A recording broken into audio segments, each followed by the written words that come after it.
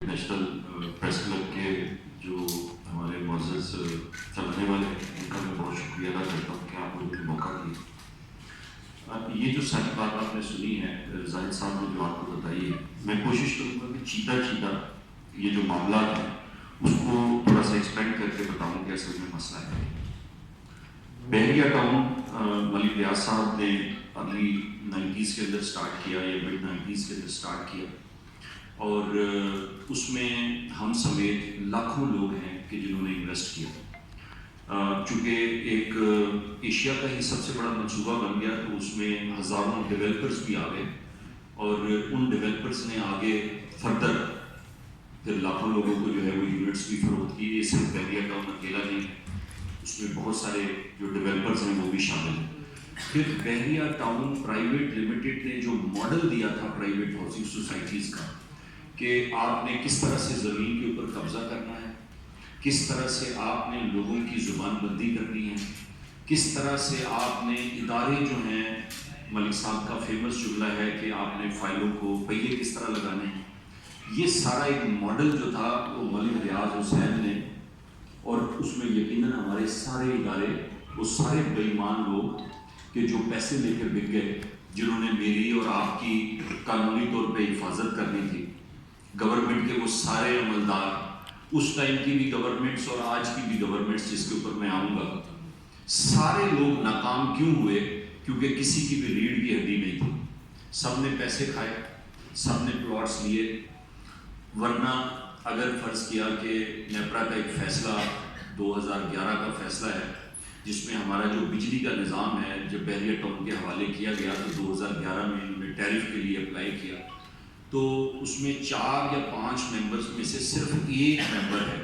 چونکہ میں وکیل کا بیٹا بھی ہوں، 1-2 آرگنائزیشنز کو رن کرتا ہوں، لیگلٹی کو سمجھتا بھی ہوں، تو اگر آپ اس فیصلے کو ہی پڑھیں تو آپ کو پتہ لگ جاتا ہے کہ صرف ایک ممبر ہے جو قانون کی بات کر رہا ہے، اور باقی لوگ جو ہیں وہ آپ کی آنکھوں کے اندر دھول جھونکنے کی بات کر رہے ہیں.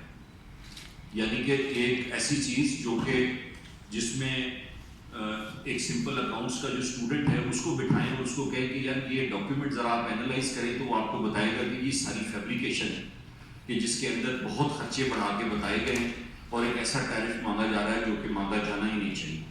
تو یہ وہ چیزیں ہیں کہ جس کو اگر آپ مائنیوٹلی دیکھتے ہیں تو بجلی کا مسئلہ آپ دیکھیں 2002 سے لے کے آج 2026 ہے. 2010 میں ان کو ایک لائسنس ملا تھا جو کہ 2020 تک چلا، اور اس 10 سال کے اندر صرف قانونی جنگ ہوتی گئی.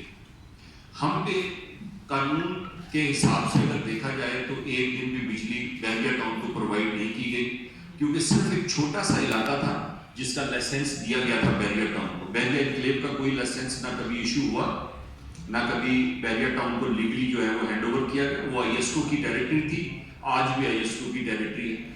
بحریہ ٹاؤن میں 80% جو آبادی ہے 1 to 8 میں وہ رہتی ہے فیز 8 کے اندر.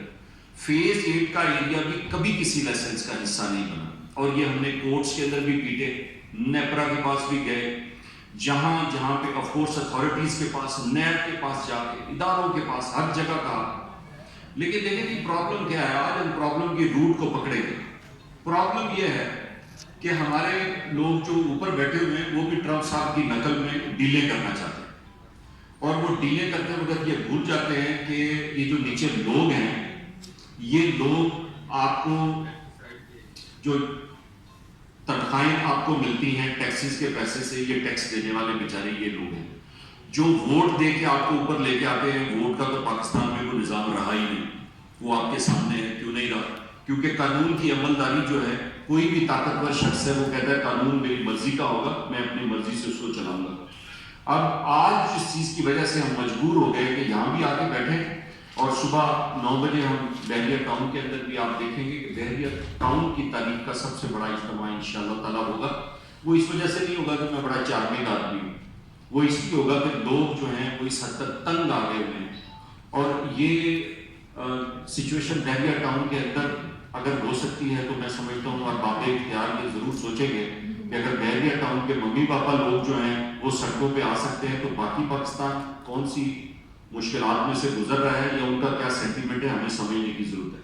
تو جو ملک صاحب کے ساتھ یہ جو ڈیل کا مسئلہ ہے، پہلے تو میں یہ چاہتا ہوں کہ یہ پورا پاکستان سنے بھی سمجھے بھی کہ ایسی کوئی بھی ڈیل جس کے اندر لوگوں کا جو اسٹیک ہے اس کو ملوث خاطر آپ نہیں رکھتے.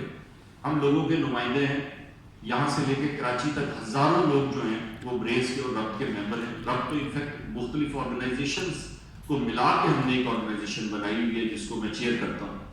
اب یہ جو لوگ ہیں، ان لوگوں کی جو نمائندہ تنظیمیں ہیں اور پھر ان کے جو نمائندگان آپ کے پاس آتے ہیں، ان کو آپ کہتے ہیں کہ جو معاملہ بھی ہوگا آپ جا کے کورٹ سے دیکھیں گے، اور اوپر بیٹھ کے آپ ملک صاحب کے ساتھ کوئی نہ کوئی ڈیل کر رہے ہوتے ہیں. تو آپ کون سی کورٹ ہے؟ آپ کو کس نے یہ اختیار دے دیا ہے؟ چاہے وہ ملک کا وزیر اعظم ہے، چاہے وہ ملک کا چیف آف آرمی اسٹاف ہے، کوئی بھی آدمی ہے، اس کو یہ کون سے قانون کے تحت اختیار مل گیا ہے کہ ایک قانونی مسئلہ جس میں پاکستان کا ایک شہری، اس کو کہا جاتا ہے کہ آپ کو یہ کورٹ بتائے گی، انصاف دے گی، لیکن ایک طاقتور شخص جو ہے وہ جا کے ڈائریکٹ ڈیل کر کے ریورس میں کورٹ کو کہتا ہے کہ جی آپ نے یہ کام کرنا ہے. تو یہ کام آپ لوگوں نے کیا ہے، ہمارے سامنے کیا ہے، ہم دیکھ بھی رہے ہیں، جھیل بھی رہے ہیں، لیکن ہم بحریہ ٹاؤن کے اندر کم از کم یہ والا کام نہیں ہونے دیں گے. ملک صاحب کو بھی یہ بات میں نے کہی ہے، میں نے اداروں کو ان کے سامنے بیٹھ کے یہ بات کہی ہے، آج علی اعلان یہاں پہ بھی یہ کہہ رہا ہوں کہ ہم بات کی بات ہے کہ آپ لوگوں کے حساب سے تو بڑے کمزور لوگ ہیں، وہ کھا لیے جاتے ہیں، مار دیے جاتے ہیں، لیکن ہم بیکار ہیں. ہم ایسی زندگی جینا نہیں چاہتے کہ جس کے اندر انسان کی غیرت اور اس کی شرم اور اس کی جو ذمہ داری تھی ٹورڈ اس کے بچوں کی طرف، اس کی نسلوں کی طرف، وہ سرد کر دی جائے. اب میں اپنے بچے کو دکھا نہیں سکتا کہ میں ایک غیرت مند آدمی ہوں یا میں ایک دیانتدار آدمی ہوں، تو میرے جینے کا کیا مقصد ہے؟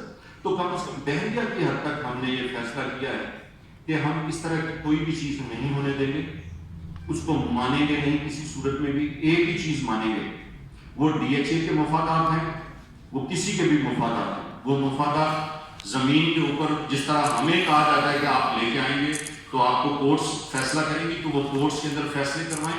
اگر انہوں نے کسی ڈیل کے تحت یہ مسئلہ حل کرنا ہے تو اس ڈیل کا ہم بھی حصہ ہیں، ہم بھی اس ڈیل کا حصہ ہیں، ہم اس میں بیٹھیں گے.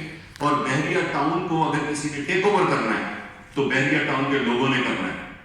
کوئی ڈی ایچ اے، کوئی کسی جگہ پہ بیٹھا ہوا شخص جو یہ سوچ رہا ہے کہ جی بحریہ ٹاؤن کو، ملک ریاض صاحب کو جو ہے انہوں نے گناہ کیے ہیں، اس میں کوئی دو رائے کی بات نہیں ہے. کورٹس میں ان کے کیس بھی چل رہے ہیں، وہ اس کو جا کے فیس کریں. ہمیں ان سے ذاتی کوئی اناج نہیں ہے. ہمارا تو پرابلم یہ ہے کہ ہم سے پیسے لوٹے، ہمیں ہمارے پیسے واپس کر دیں. جو پلاٹس ہیں نیب پیسے لے کے کہاں سے کھا رہی ہے، ایف بی آر پیسے لے کے کھا رہی ہے.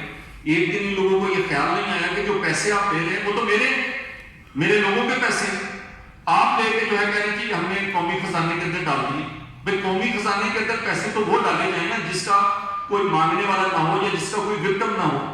میرے پاس تو 2 لاکھ لوگ ہیں جنہوں نے کھربوں روپے انویسٹ کیے ہوئے ہیں اور وہ بحریہ ٹاؤن سے پیسے مانگ رہے ہیں، ان کو کسی کو کچھ مل نہیں رہا، تو ان کو پیسے کس نے دے دیں؟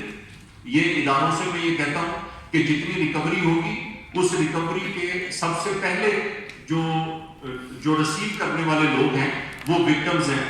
فیز 8 ایکسٹینشن کے 25,000 کے قریب وکٹمز ہیں. بحریہ ٹاؤن نے ان کو 15 سال سے پیچھے لگایا ہوا ہے، ان کو پلاٹس نہیں دیے. 1,20,000 لوگ جو ہیں کراچی کے اندر جنہوں نے اربوں روپے دیے ہوئے ملک صاحب کو، وہ وہاں پہ رو رہے ہیں کہ ہمیں پلاٹس کب ملیں گے، ان کو کوئی پلاٹس کا پتہ نہیں. یہاں پہ 128 کے اندر بحریہ ٹاؤن کی آج سے اگر 2 سال پہلے سروسز کے اوپر مہینے کا 10 ملین لگ رہا تھا، آج 3 ملین لگ رہا ہے. جبکہ جس وقت 10 ملین لگ رہا تھا اس وقت میں 3,000 روپیہ دیتا تھا، آج میں 10,000 روپیہ دے رہا ہوں. مجھ سے پیسے 3 گنا زیادہ لیے جا رہے ہیں اور 3 گنا جو سروس تھی اس کو نیچے لے کے آ گئے ہیں. اب بحریہ ٹاؤن کیا کر رہا ہے ہمیں نہیں پتا. اداروں کو پتا کرنا چاہیے کہ ہم تو یہ بکواس کر رہے ہیں کہ جناب پیسے ہم سے لوٹے جا رہے ہیں، آپ اس کے بارے میں کیا کر رہے ہیں؟ ہر مہینے 60-70 کروڑ روپے ہم سے لیا جاتا ہے، 10-15 کروڑ روپے لگا دیا جاتا ہے، باقی پیسے کہاں جاتے ہیں اس کو کوئی پوچھنے کے لیے تیار نہیں. کیونکہ آپ نے ان پریشر پوائنٹس کے اوپر صرف رکھنا ہے جہاں سے آپ اپنا مسئلہ حل کرنا چاہتے ہیں. آپ اپنے لوگوں کا مسئلہ تو حل کرنا نہیں چاہتے. اگر گورنمنٹ چاہتی ہے کہ لوگوں کا مسئلہ حل ہو، اگر ہماری اسٹیبلشمنٹ چاہتی ہے، ہمارے فیلڈ مارشل صاحب چاہتے ہیں کہ لوگوں کا مسئلہ حل ہو، تو آئیں جی ملک صاحب سے جتنے بھی پیسے ہیں جو آج بھی وہ لوٹ رہے ہیں پہلے تو اس کو رکوائیں. وہ پاکستان میں ہی ہو رہا ہے، وہ لوٹ کے کہیں گئے نہیں. وہ ہر مہینے ہم سے لیے جاتے ہیں، اس کے بعد جو ہے وہ منی لانڈر ہوتی ہے، یا پاکستان میں وہ کسی جگہ اکٹھا کر رہے ہیں ہمیں پتہ نہیں ہے، ادارے میں پتہ کر کے دیں، اس کو روکیں۔ پھر یہ جو مینجمنٹ ہے یہ قانون کے تحت ایل او پی کے بعد صرف 5 سال تک ان کے پاس رہتی ہے، ڈیولپرز کے پاس۔ 5 سال کے بعد اونرز کی ایسوسیشن بننی ہوتی ہے، یہاں 25 سال ہو گئے، ہماری کوئی ایسوسیشن جو ہے بننے نہیں دیتے۔ آپ اس کو آر ڈی اے کو کہتے ہیں، سی ڈی اے کو کہتے ہیں کہ آپ اس کو نوٹیفائی کریں، تو وہ ان کا بیچاروں کا تبادلہ ہو جاتا ہے۔ تو قانون کی عملداری جو ہے، یہ جو لوگ آ رہے ہیں یہ اس لیے آ رہے ہیں، اور یہ پرامن لوگ ہیں، آف کورس ان سے ڈرنے کی آپ کو ضرورت نہیں۔ ڈریں آپ اس دن سے جس دن میرا رب آپ سے پوچھے گا کہ آپ کو ذمہ داری کیا دی تھی اور آپ نے اپنے لوگوں کے ساتھ کیا کیا۔ وہ سیاستدان بھی ہیں، اس میں جنرلز بھی ہیں، اس میں ججز بھی ہیں، اس میں ہر وہ کرپٹ آدمی ہے جس نے اپنا ایمان بیچ ڈالا ہے۔ ہم نے نہیں بیچا، ہم بیچیں گے بھی نہیں۔ ہم نے یہ فیصلہ کیا ہوا ہے کہ بحریہ ٹاؤن سے انشاءاللہ تعالیٰ اس قافلے کا ہم نے آغاز کیا تھا 2 سال پہلے کہ جی بحریہ ٹاؤن کو ہم، چاہے وہ گورنمنٹ کا غاصبانہ قبضہ ہے، چاہے ڈی ایچ اے یہ چاہتا ہے کہ اس کو ٹیک اوور کر لے، چاہے کوئی ڈیل کے تحت جو ہے وہ بحریہ ٹاؤن کی بدل بانٹ کرنا چاہتا ہے، ہم کچھ بھی نہیں ہونے دیں گے۔ یہ اس کا قانونی طریقہ موجود ہے، اور قانونی طریقہ یہ ہے، وہ ڈی ایچ اے میں بھی ہونا چاہیے، لیکن وہ چونکہ ایک اتھارٹی ہے تو اس لیے اس کو ہم چیلنج نہیں کرتے کہ بھائی وہ ایک اتھارٹی بنی ہوئی ہے، وہاں کے لوگ آئیں آگے چیلنج کرنا چاہتے ہیں تو کریں۔ بحریہ ٹاؤن کے لوگ کسی اتھارٹی کے تحت نہیں رہ رہے۔ ایک پرائیویٹ لمیٹڈ کمپنی جو ایک مافیا کی طرح چلائی جا رہی ہے، اس مافیا نے ہمیں کنٹرول کیا ہوا ہے، اور آپ ہمیں روزانہ کبھی بتاتے ہیں کہ ان کے خلاف ایکشن ہو رہا ہے، دوسرے دن پتہ چلتا ہے کہ 2 مہینے کے لیے خاموشی ہوگی۔ یہ کون سا ایکشن ہے؟ یہ کون سا قانون ہے جو ایک دن حرکت میں آ جاتا ہے، 4 دن اس کو بخار ہو جاتا ہے؟ تو یہ پاکستانیوں کو بیوقوف بنانے کا سلسلہ میرا خیال ہے کہ ختم کر دیں۔ ہم بیوقوف ہیں جی، ہم بنے ہیں 76 سال سے، لیکن اس کا سلسلے کو روکا جائے، اور لوگوں کو مہربانی کر کے، یہ لوگ آپ کے لوگ ہیں، ان کو اون کریں، یہ آپ سے محبت کرتے ہیں۔ ہم چاہتے تھے کہ آپ لوگ ڈیلیور کریں، لیکن اگر آپ ڈیلیور نہیں کریں گے اور آپ ہمارے ساتھ جو ہے وہ سلوک کریں گے کہ جیسے ہمیں آپ باہر سے کہیں سے پکڑ کے لے کے آ گئے غلامی کرنے کے لیے، تو ہمیں اس طرح کی کوئی چیز جو ہے وہ قابل قبول نہیں ہوگی۔ اس میں بحریہ ٹاؤن کے لوگوں کی طرف سے، رب کی طرف سے، جتنی آرگنائزیشنز ہیں رب کے اندر، ان کی طرف سے بھی، اور بریس کو آف کورس یہ ہے کہ میں لیڈ کرتا ہوں، بریس کی طرف سے بھی۔ اور یاد رکھیں کہ بریس کوئی سیاسی ادارہ نہیں ہے، رب کوئی سیاسی ادارہ نہیں ہے، یہ کمیونٹی امپاورمنٹ کی ساری آرگنائزیشن ہے، یہ لوگوں کی ایک سوشل امپاورمنٹ پہ کام کرتی ہے۔ اور مجھے یہ لگتا ہے کہ پاکستان میں اب کمیونٹیز کو خود کھڑا ہونا پڑے گا اپنے حقوق کے لیے، چھوٹے لیول پہ، اور اگر ہم چھوٹے لیول پہ بھی اپنا حق نہ لے سکے تو ملکی لیول پہ ہم نے کہاں سے حق لینا ہے؟ 76 سال سے جو ہم نے لیا ہے وہ آپ کے سامنے ہے۔ ود دیٹ میں آپ سے چاہوں گا کہ آپ سوال کریں، اور پرٹیننٹ سوال کریں گے۔ میرا ہوم ورک ہے، میں ریسرچر بھی ہوں، اس 20 سال کے قصے میں کسی چیز پہ بھی آپ سوال کرنا چاہتے ہیں آپ سوال کریں، میں جواب دوں گا۔